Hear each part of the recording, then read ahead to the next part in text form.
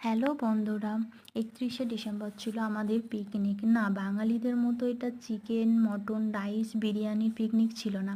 এটা ছিল পুরোপুরি ভেজ আইটেমের উপর। পিকনিকের প্রধান খাবার ছিল ডাল বাটি। আরও সাথে 2-3টে আইটেম ছিল। পিকনিকে রান্নাবান্না চলছিল, তারই মধ্যে একজনের খেলা করতে করতে শশা খেতে ইচ্ছে হয়েছিল, তাই নিজেই শশা কেটে খেতে শুরু করে দিয়েছিল। যাই হোক, তারপর প্রায় সব শেষের দিকে রেডি।